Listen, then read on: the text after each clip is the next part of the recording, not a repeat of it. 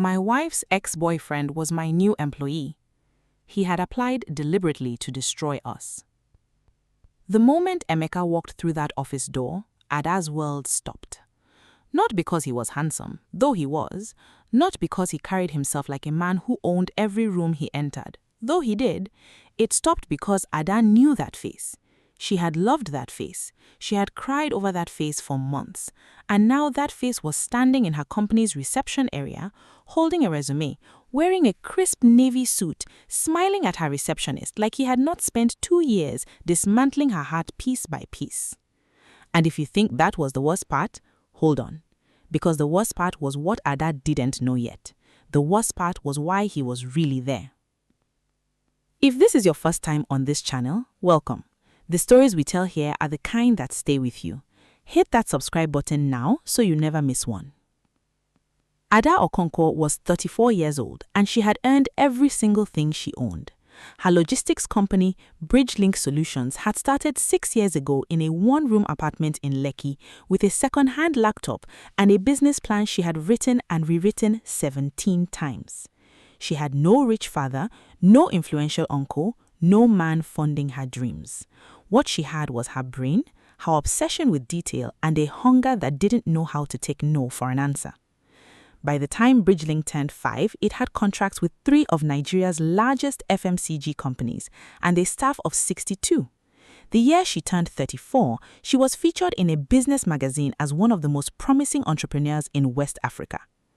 She had also been single for 3 years, not because she lacked options, but because the last time she had given her heart to someone, he had treated it like a piece of tissue, used it, thrown it away, and that someone was Emeka Dike. They had dated for 2.5 years. He was brilliant, charming, the kind of man who made you feel like the most important person on earth when his attention was on you. But Emeka had a darkness underneath all that charm. He was competitive in a way that curdled into resentment when the woman beside him started outperforming him. When Ada's business began to grow faster than his career, something shifted in him. He became critical, dismissive. He would make small comments that felt like little cuts. "You are becoming too serious, Ada. You think money is everything. Not every woman needs to be a CEO." And then one night he found messages on his phone, not 1, not 2, an entire thread, a woman named Priya he had been seeing for 8 months. Ada had walked out of his life with her head high and her chest hollow, and she had spent the next 3 years rebuilding herself so thoroughly that she thought she had forgotten what Emeka Dike even looked like. She had not.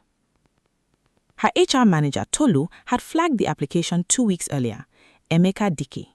7 years of experience in supply chain and logistics coordination, strong references, impressive CV. Tolu was thrilled. "Ada, this guy is exactly what we need for the operations manager role. His background is perfect." Ada had been in back-to-back meetings when Tolu sent the file. She had approved the interview without even opening the attachment. Why would she? She received dozens of applications every month. She trusted Tolu's judgment. She had not connected the name to the man. Emeka Dike was not a rare name in Lagos. There were probably 12 of them in Surulere alone. But standing in her own reception area, looking at the man in the navy suit shaking Tolu's hand, her body knew before her mind finished the calculation. She stepped back behind the corridor wall. Her heart was hammering, her hands were cold. She pressed her back against the wall and told herself to breathe. Think. You are a CEO. You are a professional. You have 30 people watching how you handle things in this office. Get yourself together. She walked back to her office, closed the door, and opened the application file Tolu had sent. She read every word. Emeka Chukwuemeka Dike, 37 years old, University of Lagos, MBA from Covenant University, 8 years of experience across 3 logistics firms. She scrolled to the references, all legitimate. She Googled the companies, all real. His LinkedIn profile was polished, professional, and had been active for years. Nothing about it looked wrong, which was exactly why it felt completely wrong.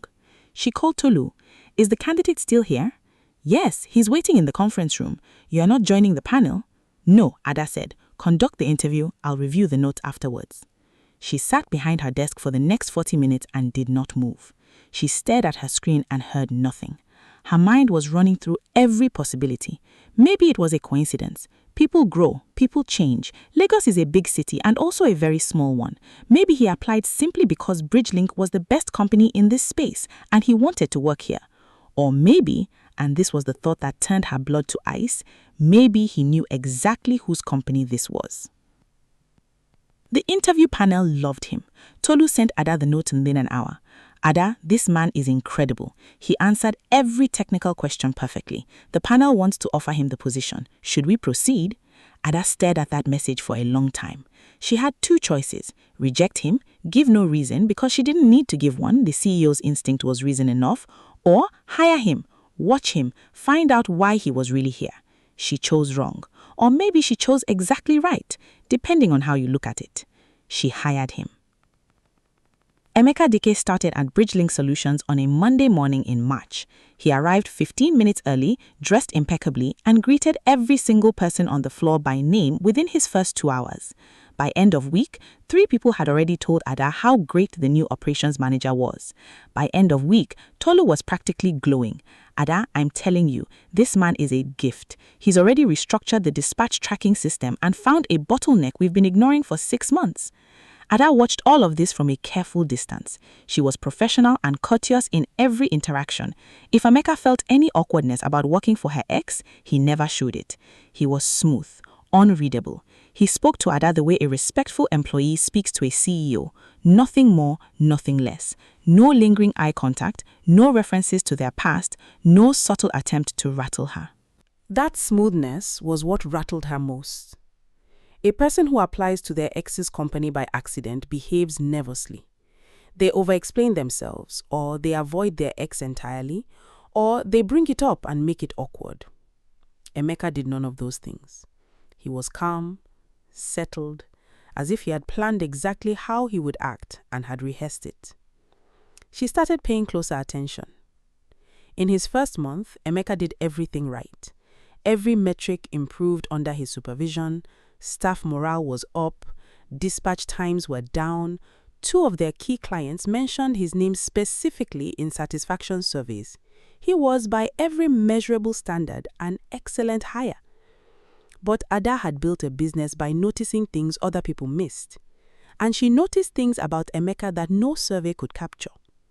He asked a lot of questions. Not about operations, that was his job. He asked questions about clients, about contracts, about their pricing models. He was curious about their biggest accounts in ways that went slightly beyond what an operations manager needed to know. He was friendly with the finance team in a way that was warm enough to be charming, but calculated enough to be strategic. She didn't say anything yet. She had no proof, just instinct. And she had learned long ago that in business, instinct alone is not enough. You need evidence. In his second month, she started receiving information. The first thing came from Chisom, their head of client relations. Chisom mentioned casually that Emeka had been asking about our contract renewal dates. He said he wanted to align the operations schedule with key client deadlines. It makes sense. I didn't think anything of it. Ada nodded and said nothing, but she wrote it down. The second thing came from Bello in IT. Emeka had requested access to the company's master client database, saying he needed it to improve their routing algorithms. The request was plausible. IT flagged it to Ada as routine. Ada approved limited access and quietly asked IT to log every query Emeka made to that database.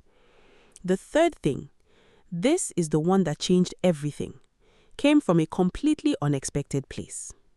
Her friend and one of her earliest investors, Ngozi, called her on a Wednesday night.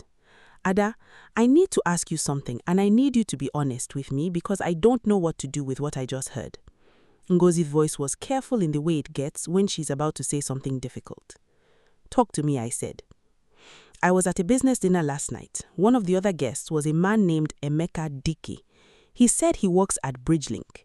I was surprised. I didn't know you had hired someone with that name, knowing your history. But that's not the reason I'm calling. Ngozi paused.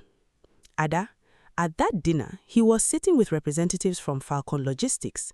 Ada went still. Falcon Logistics was BridgeLink's biggest competitor. They had been trying to poach BridgeLink's client for 2 years. They had underbid BridgeLink on 3 contracts and lost all 3. They were aggressive, well-funded, and run by a man named Victor Adeyemi, who made no secret of his desire to dominate the Lagos logistics space. "What were they discussing?" Ada asked. Her voice was very calm, the way it gets when she's working very hard to stay calm. "I couldn't hear everything, but Ngozi, I heard your company's name, I heard contract timelines, and I heard Emeka laugh and say, 'Don't worry, I have everything you need.'" Ada sat in her dark living room for a long time after she hung up. The city moved outside her window. Horns, music, voices, the constant restless noise of Lagos at night. She sat in the middle of it and felt something cold settle into her chest. Not heartbreak, not fear. Something harder than both of those: clarity. He hadn't applied by coincidence. He hadn't grown. He hadn't changed careers because Bridgelink was the best company in the space. He had come for her company. He had come armed with charm and a perfect CV and 3 years of patience, and he had walked straight into her door and she had let him in. Now, the question was not whether he was a threat. The question was how far he had already gone and how to stop him without destroying everything she had built. She did not sleep that night. The next morning, Ada called a quiet meeting with 2 people she trusted completely: Tolu, her HR head, and Ade, her company's lawyer. She laid out everything she knew and everything she suspected. She did not speculate. She presented facts. The questions about contract renewals, the database access requests and what IT's logs showed, Ngozi's account of the dinner. Tolu's face went through 4 different emotions in 60 seconds. Ade's face went completely still, which was how Ada knew the lawyer recognized how serious this was. "We need to know what he's already taken, and we need to know who he's working with," Ade said. "I know who he's working with," Ada said. "The question is what he's already given them." "If he shared proprietary client data, that's a crime," Ade said, "but we need to prove it." "Then let's prove it," Ada said. What followed was 2 weeks of the most controlled, precise operation Ada had ever run. Not a logistics operation, a surveillance operation. IT pulled every query Emeka had run against the client database. 7 queries. 3 of those queries pulled contract renewal dates and volume commitments, information that had no relevance to routing algorithms whatsoever. Ade identified that this data, if shared with a competitor, constituted theft of trade secrets under Nigerian commercial law. They needed one more thing. They needed to catch him in the act of sharing it. Ada called Ngozi back. She asked her to do something difficult. She asked her to call the contact at Falcon Logistics she had seen at the dinner and arrange another meeting, and to tell them she was considering moving her investment from Bridgelink to Falcon. It was a lie designed to flush Emeka out. If Falcon thought a major investor was switching sides, they would want to accelerate their timeline. They would push Emeka for more information faster than he had planned to move. And a man moving faster than planned makes mistakes.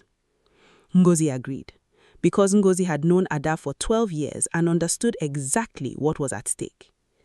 3 days after Ngozi made that call, Emeka sent an email from his personal account to a domain registered to a shell company that, after 2 days of work by Ade's firm, traced back to Victor Adeyemi. The email contained an attachment. The attachment was a spreadsheet with 16 of Bridgelink's top clients, their contract values, their renewal dates, and the name of their account manager. Ade had the email intercepted through a process Ada would never fully understand but trusted completely. When she sat at her desk and read the contents of that spreadsheet, her hands were perfectly steady. She had prepared herself for this. She had known it was coming. What she had not prepared for was the note at the top of the spreadsheet. 3 lines, handwritten and then photographed. She recognized the handwriting. She had seen it on birthday cards and silly notes left on her kitchen counter 6 years ago. The note said, "This should be enough to take the top 3 accounts. Once their revenue base cracks, the rest will follow. By the time Ada knows what hit her, there won't be anything left to know." She read it twice.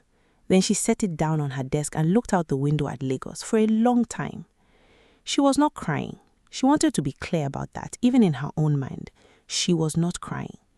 She was thinking about how much she had built in 6 years, the sleepless nights, the client she had chased for months, the staff who believed in her and showed up every single day because they believed in what BridgeLink was.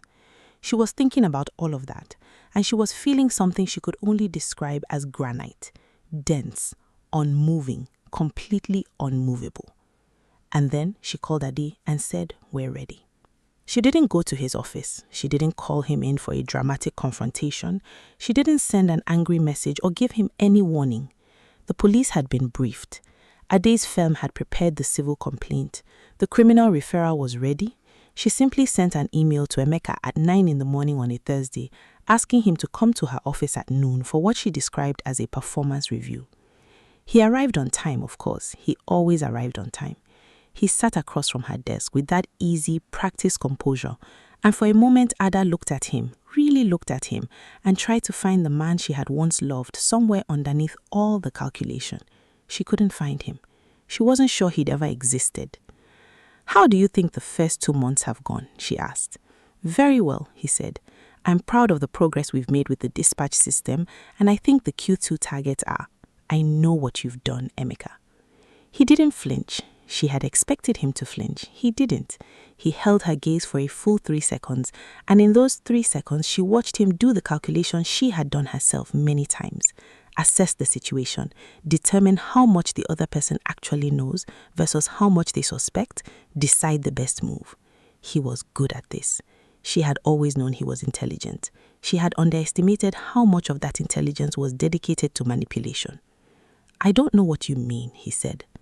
"Victor Adeyemi, Falcon Logistics, the email you sent 2 days ago, the spreadsheet with 16 client names and contract values, the note you wrote about cracking our revenue base. I should continue?" Something moved across his face, fast and then gone.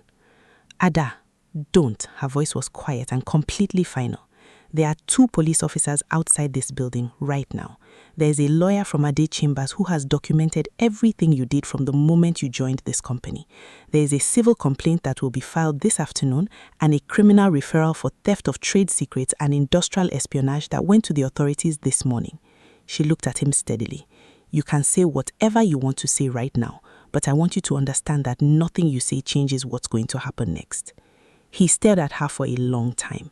The composure was still there, but something underneath it was cracking. She could see it the way you can see a hairline fracture in something before it breaks. "How did you know?" he asked. His voice was different now, stripped of the performance. "I knew something was wrong from the moment I saw you in my reception area. I just needed to know what. And you still hired me. I hired you because I needed evidence, not suspicion." He almost smiled, almost. "You played me. You walked into my company to destroy it. You walked into my company to destroy it. What did you expect?" "I expected..." He stopped, started again. His jaw was tight. "I expected you wouldn't be this good." She said nothing for a moment. Then, "Why, Emeka?" "I need to understand why. You had a career. You could have gone anywhere. Why spend 3 years planning something like this?" And here is where the story takes a turn that Ada did not expect. Because Emeka looked at her, and the hardness in his face shifted into something rawer and more complicated, and he said something that Ada had not prepared for. "Because you were supposed to fail," he said. "When I left, when you found those messages and walked out, I told myself you needed me. I told myself 6 months, maybe a year, and BridgeLink would collapse without the stability I brought. I needed that to be true. Because the alternative was..." He stopped again. His throat moved. "The alternative was that I had destroyed the best thing in my life because I couldn't stand watching you become great." The office was very quiet. Ada looked at him for a long time. She had steeled herself for anger. She had not steeled herself for truth. For a wild, terrible moment, she felt something she didn't want to feel. A flicker of the old sadness, the old understanding of who he was underneath the performance, the version of him she had loved, the one who was capable of this kind of honesty when there was nothing left to lose. But she had learned something in 6 years that she had not known when she loved him. Understanding someone is not the same as forgiving what they do. Recognizing the wound in a person does not obligate you to let them keep hurting you with it. You need help, Emeka. Not from me, from someone qualified to help you figure out why you thought this was the answer. She stood up. The officers are waiting. He stood too. He looked around the office, the glass, the view of Lagos, the framed magazine cover on her wall. His face was a complicated thing she had no name for. "You built something real," he said. It sounded like the most honest thing he had ever said to her. "I know," she said, and she walked him to the door. Okay, stop there for 1 second because you need to know what comes next, and it is not what you think. Subscribe if you haven't already because we're not done. The biggest twist in this story is still ahead of you. The case against Emeka moved through the legal system quickly because the evidence was watertight. Ade's firm had prepared a case that left almost no room for dispute. The civil suit resulted in a judgment in Bridgelink's favor, significant damages that went a long way toward compensating for the potential losses the data breach could have caused. The criminal referral resulted in charges that were settled with a suspended sentence and a prohibition from working in the logistics sector in Nigeria for 5 years. Victor Adeyemi of Falcon Logistics issued a statement distancing his company from Emeka's actions and claiming he had no knowledge of the data theft. Ade's firm did not believe this, and neither did Ada, but proving it was a separate and more complex matter. For now, it was enough that the scheme had been dismantled before it caused catastrophic damage. The 16 clients whose data had been stolen were personally contacted by Ada. She called each account manager. She sat in on 4 of the calls herself. She explained what had happened, what Bridgelink had done to stop it, and what protections they were putting in place to ensure it never happened again. She did not minimize, she did not spin. She was direct and honest, and she answered every question without deflection. 2 clients asked for a fee reduction as a gesture of goodwill. She agreed to both. 14 clients renewed their contracts. The other 2 said they needed time, and Ada respected that. 3 months later, both of them came back. Inside the company, Ada called an all-staff meeting. She told her 62 employees what had happened. Not everything. She did not detail every legal move, but she told them the truth, that a person had entered the organization with the intention of harming it, that they had caught it early, that Bridgelink was stronger than any single act of sabotage, that she was grateful to every person in that room for the work that made the company worth protecting in the first place. Tolu cried. Several other people cried. Bello from IT, a man who never showed emotion, who Ada was fairly certain had been built in a factory, blinked a suspicious amount during the meeting. Ada did not cry. She stood in front of the people who had built something with her, and she felt that granite strength again, and she let it carry her through. The magazine that had profiled her 2 years earlier called. They wanted to do a follow-up piece, not about the sabotage. Ada declined to make that a public story for strategic reasons, but about leadership under pressure, about what it means to be a woman who has built something and protected it. Ada agreed to the interview because she believed that the stories of women who build and fight and hold on matter. They need to be told so that the next woman who is building something knows it is possible to survive the things that try to bring you down. But here is the part of the story that Ada only told Ngozi, the part she didn't put in any interview. About 6 weeks after everything concluded, she received a letter, handwritten, mailed to her home address, which surprised her because she had never given Emeka her home address. She held the envelope for a long time before opening it. The letter was 4 pages, Emeka's handwriting. It was the most honest thing she had ever read from him. He wrote about growing up in a home where his father had constantly told him that a man who is outpaced by his woman has failed as a man. He wrote about how that belief lived in him like a virus, quiet when things were going well, consuming when they went. He wrote about watching Ada's business grow and feeling something he had no framework to understand at the time, something he had called resentment but now understood was terror.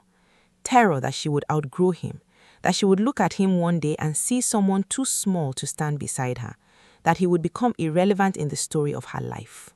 He wrote, "I know this doesn't excuse anything. I know you know that too. But you asked me why.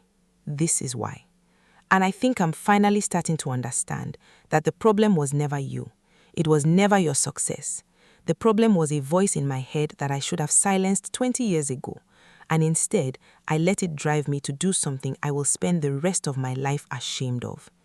He enclosed no request, no apology that expected anything in return, no ask for forgiveness, just the truth offered without expectation. A man who had finally, maybe, started looking at himself honestly. Ada read the letter twice. Then she put it in the drawer of her bedside table and went to sleep. She did not write back. She did not know if she ever would, but she did not throw it away. There is a conversation Ada has with young women now in mentorship sessions, in speaking engagements, in the quiet of one-on-one conversations with women who are trying to build something. She talks about the thing nobody warns you about when you decide to build something from nothing as a woman in a place that wasn't designed to celebrate your ambition. She talks about the people who appear in your life not to support what you are building, but to diminish it. Some of them are strangers. Some of them are people who once told you they loved you. She talks about trust, not blind trust, the naive kind that doesn't survive contact with the real world. She means the kind of trust that is built slowly, with evidence, with time, with attention, the kind that knows how to say no when something feels wrong, even before it can prove why. She tells them, your instinct is a tool. It is the most underfunded and underestimated tool in any business, and it will save you if you learn to listen to it. She talks about loneliness too, because that is the part people don't show you in the magazine covers and the business profiles. The loneliness of the climb, the nights when the doubt is louder than the certainty, the years she spent telling herself that love could wait until the business was stable, and then the business got more stable, and the loneliness got more sophisticated. It learned to wear suits and answer interviews perfectly, and look exactly like the man she had once loved. And she says this, in exactly these words, every single time. The most dangerous thing anyone can do to a person who is building something is make them believe they are building it wrong. Don't let them. Not strangers, not investors, not the man or woman who looks at what you are doing and calls it too much. You are not too much. You are exactly enough. Keep building. BridgeLink Solutions turned 7 years old the year after all of this. Ada hired a new operations manager, a woman named Fumi, 30 years old, sharp as a blade, who applied through proper channels and had no history with anyone in the building. By the end of Fumi's first year, dispatch efficiency was at an all-time high. Staff turnover had dropped by 30%, and the company had landed its largest contract yet, a 3-year deal with a multinational food distribution company that would double BridgeLink's revenue. Tolu framed the contract announcement and hung it in the conference room. Ada told her that was excessive. Tolu told her with great affection that she was wrong. There is one more thing, one last thing. About 8 months after the letter, Ada was at an event, an industry awards night, the kind she normally avoids but had been talked into attending by Ngozi. She was standing near the bar with a glass of water when someone appeared in her peripheral vision. She turned. It was not who she feared. It was a woman, early 30s, beautiful in the way someone is beautiful when they are also clearly exhausted. She was holding a glass of champagne and looking at Ada with an expression that was equal parts recognition and resolute. "You don't know me," the woman said. "My name is Priya." Ada felt the air change around her. She said nothing. "I know who you are," Priya said. "I know the role I played in what happened to you, even if I didn't fully understand it at the time. I was with Emeka when he was with you.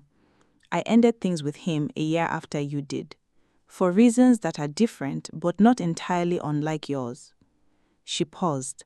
Her eyes were steady. "I heard what he tried to do to your company. I want you to know that I testified. During the legal proceedings, I gave a statement about the pattern I had seen in him.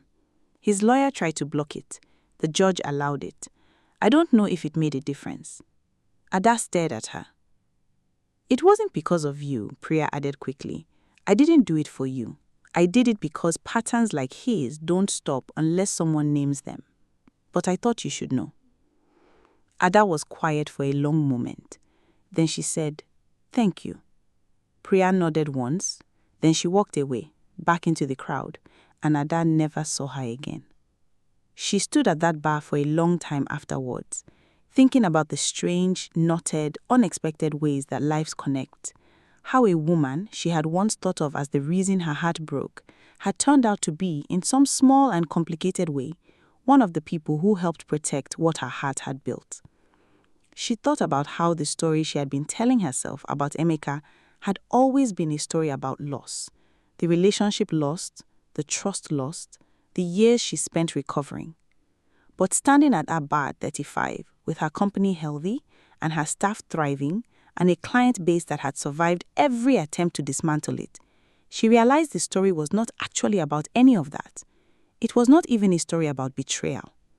It was a story about what you discover about yourself when something tries to tear down what you've built. It was a story about the quality of the foundation you are standing on when the ground shakes. It was a story about a woman who looked at the person who had hurt her most sitting across from her in her own office and chose evidence over emotion, and justice over revenge, and clarity over chaos. And it was finally a story about what it costs to build something worth protecting and why it is worth every single thing it costs. Ada drove home that night with the windows down. Lagos at night was the same as it always was. Loud, alive, sprawling, indifferent to individual stories, busy with its own enormous life. She had grown up in this city. She had built something in this city. She had nearly lost it in this city. She drove through it now, feeling something she didn't have a single word for in any of the 3 languages she spoke. Something that lived between gratitude and pride and grief and peace all at once. She was 35. She had a company. She had 65 staff members, 3 new hires since the storm. She had a business magazine cover on her office wall and a letter in her bedside drawer that she still hadn't decided what to do with. She had Nguzi, who risked a friendship to make a difficult phone call and saved everything. She had Tolu, who framed a contract and hung it in the conference room and refused to apologize for it. She had Fumi, who arrived every morning 15 minutes early and stayed 15 minutes late, and managed operations with a precision that made Ada feel for the first time since she started the company that she could exhale. She had built something real, and nobody, not one person, not one scheme, not one man with a navy suit and 3 years of patience and a talent for charm had been able to take it from her. She pulled up to her house, turned off the engine, sat in the quiet for a moment, and then she got out of the car and went inside, because tomorrow there was work to do, and she had never been the kind of woman who wasted time sitting still. If this story moved you, if Ada's strength stayed with you, then you know exactly why we tell stories like this. Subscribe, because every week we bring you stories that remind you what people are capable of, both the darkness and the light, and the ones who walk through both and come out standing. Don't miss the next one.